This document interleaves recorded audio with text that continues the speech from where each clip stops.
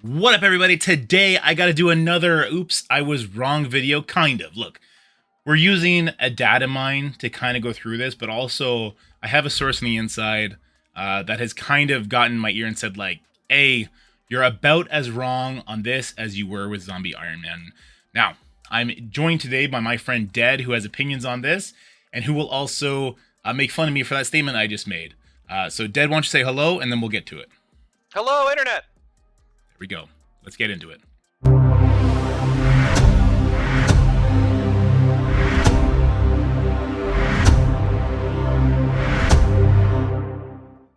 All right, and it comes down to the yellow stars, and it comes down to this data mine, which my source tells me this data mine is not 100% accurate on, but it is so close to the ballpark that we can look at this and we can have a vague idea on the kind of time frame we're looking at, like within double digit differences here. But it's very very good, and that was the problem I had with his release at first. His release at first.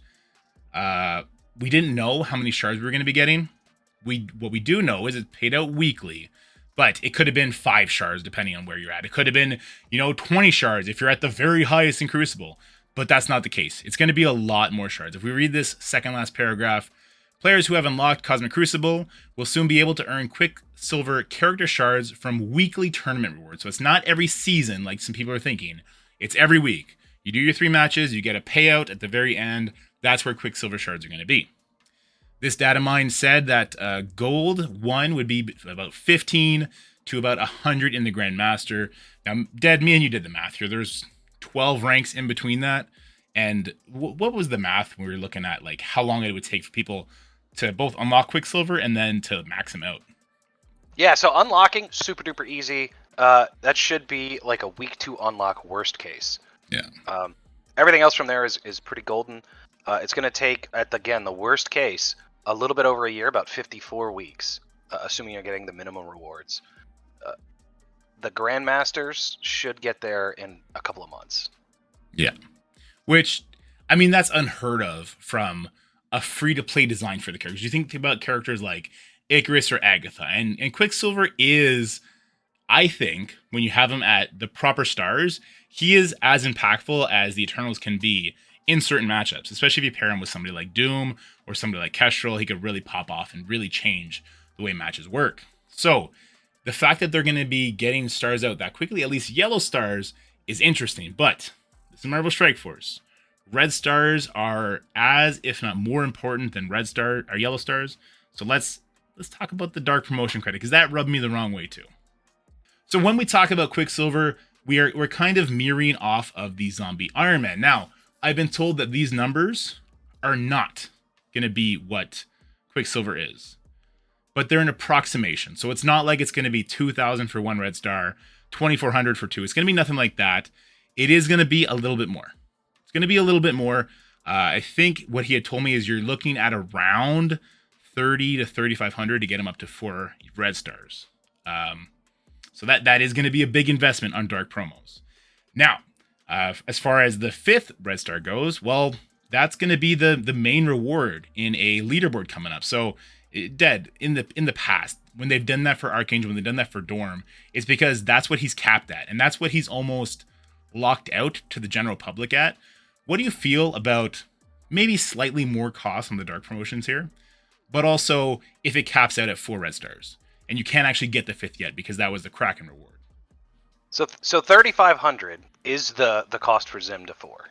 So if it's around there, it's going to be around the same price. Well, there you go. Now, my thoughts on Zims is that they were fine for Zim, and he needs them less than Quicksilver. So if they're around the same cost, it's a better buy here. So I think overall, I'm fairly happy about that.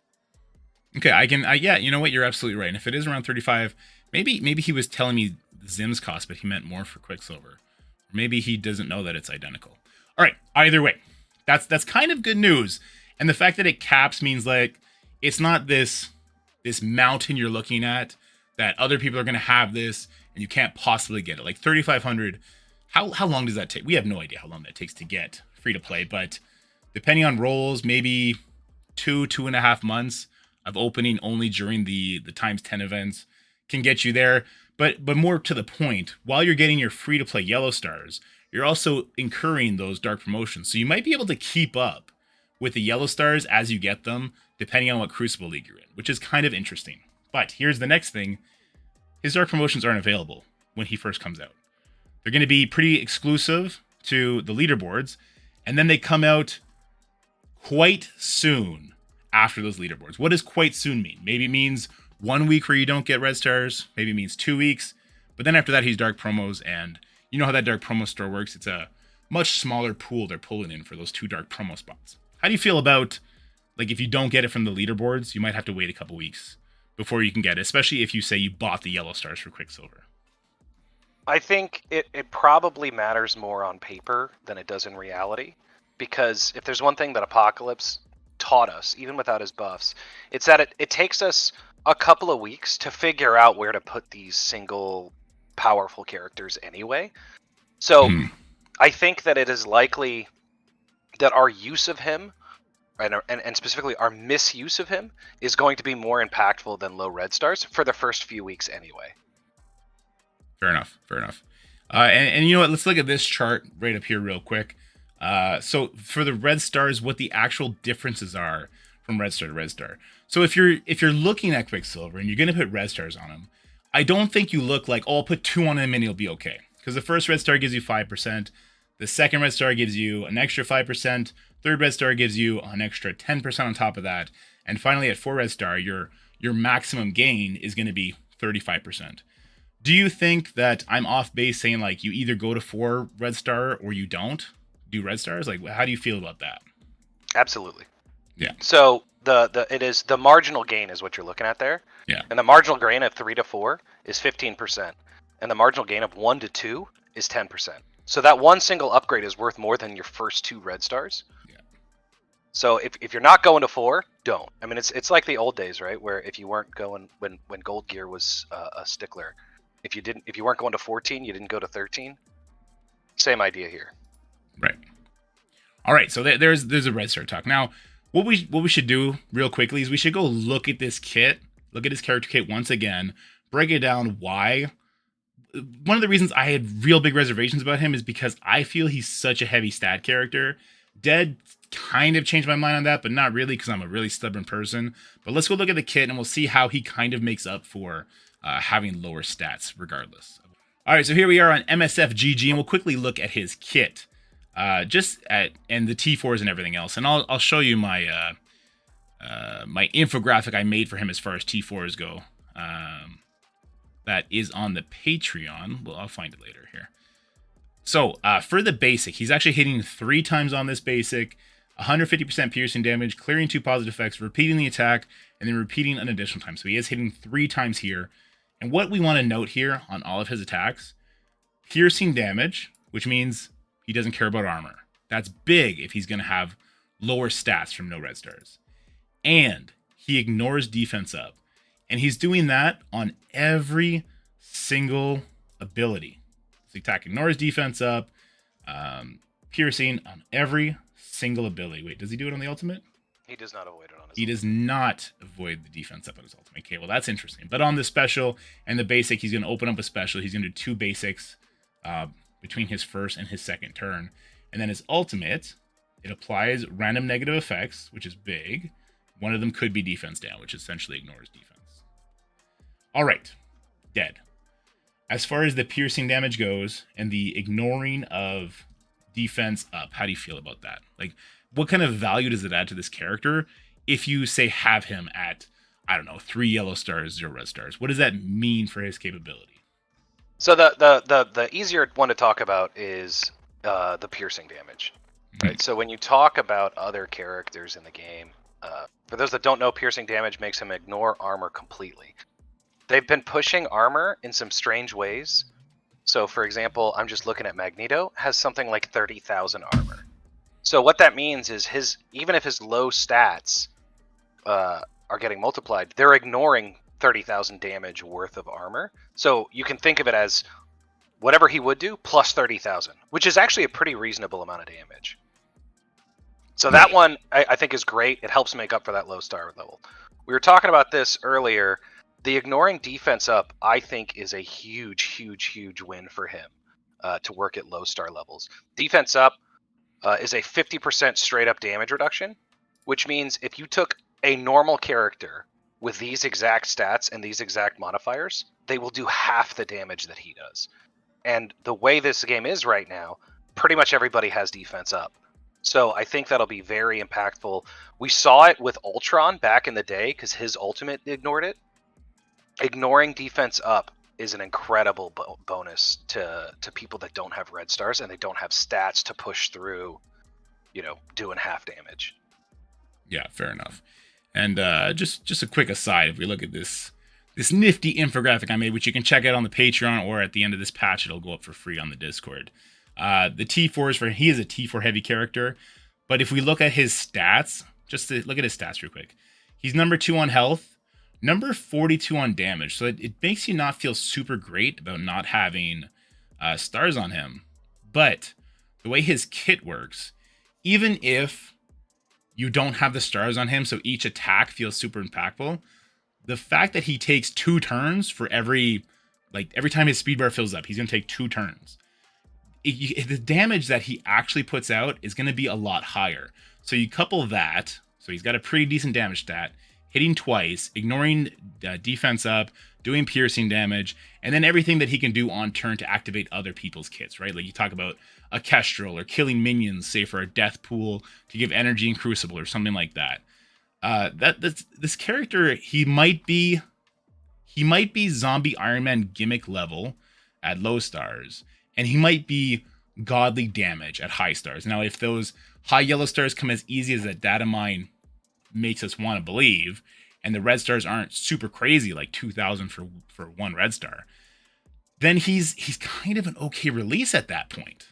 And just quickly, T4s, we talked about this. You're in the same boat as me. Everything's essential. I think that because I think about it a little differently. His passive is required to make him function. Yes. He doesn't work without his passive, so that's as essential as you can get. His special is 300% piercing. It is essential for what he needs to do, and his ultimate and basic is, I don't know if you want to call it, as high value non-essential as you can get. They are a boatload of damage on a character that needs to deal damage, but they don't change how he works. Well, I will say his ultimate also clears all negative effects, which he kind of is doing when any person takes a turn, right? He's getting, when an ally takes turn, gain a random positive effect. So he is also getting positive effects to overdo the negative effects. But you can double up on that if you clear all your negative effects as well. But I agree with you. Like, super high value, as close to essential as you can get. We were talking about this basic together. Chat is hiding it, but it's a 90% piercing damage when you put it on all 3 attacks. It then increases the disrupt from a 70% chance to a 100% chance, which is, I mean, that's just good. That's functionality change, which is something I put a lot of value on.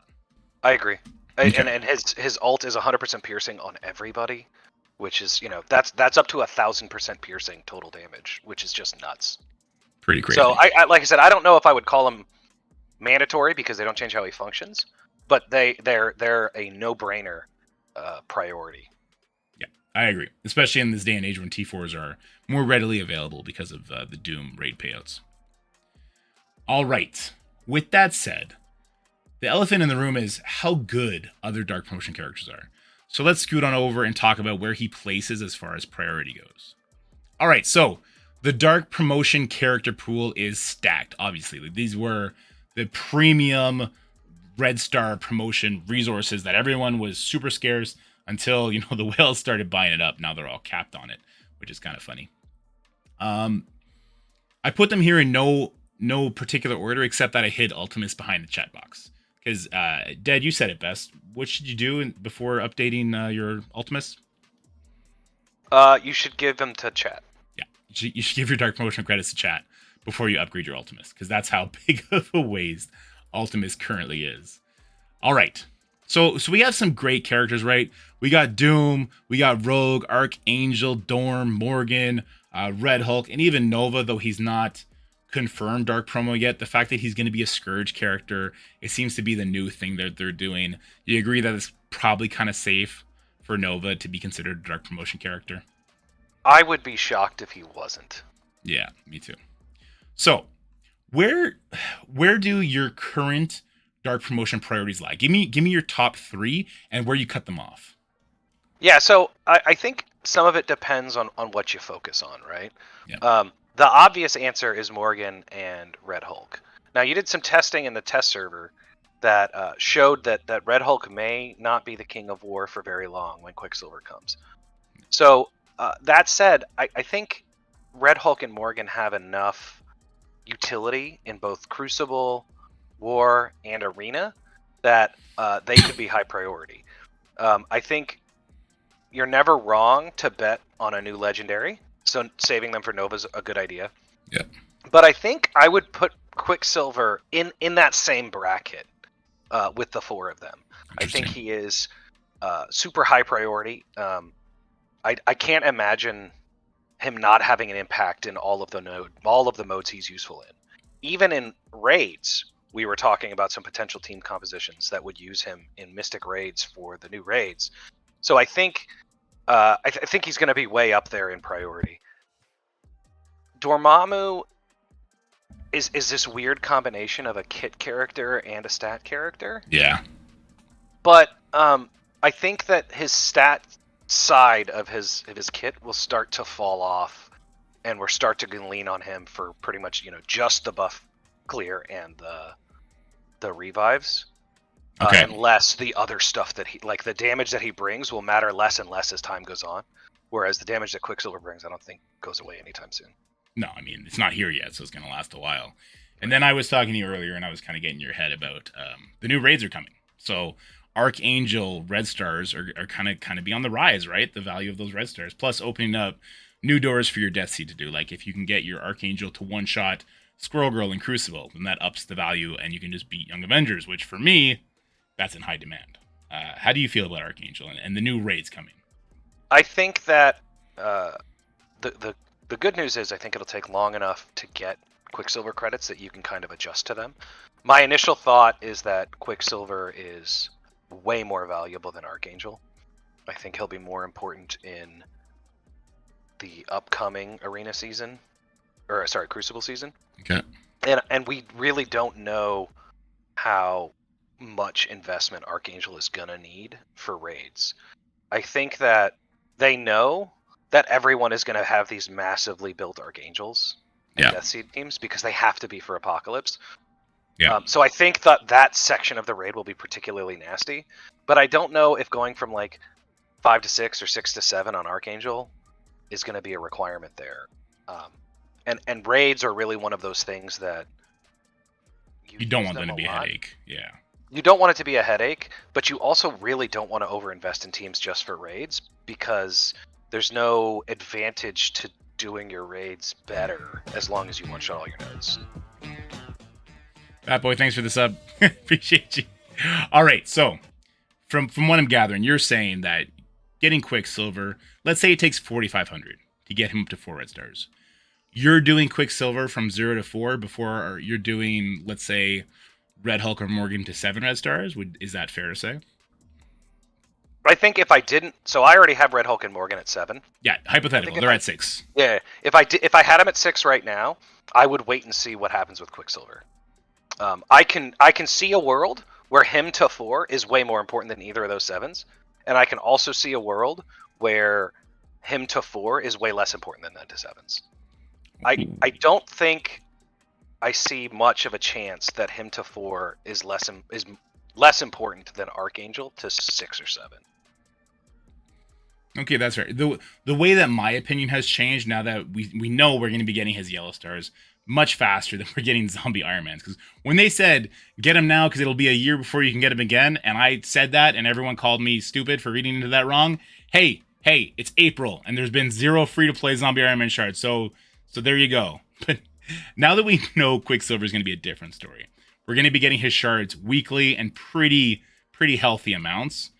And the red stars are not going to be crazy. He actually did for me jump super far up for what you talked about and my experience on the playtest server, which is playing right now in this video.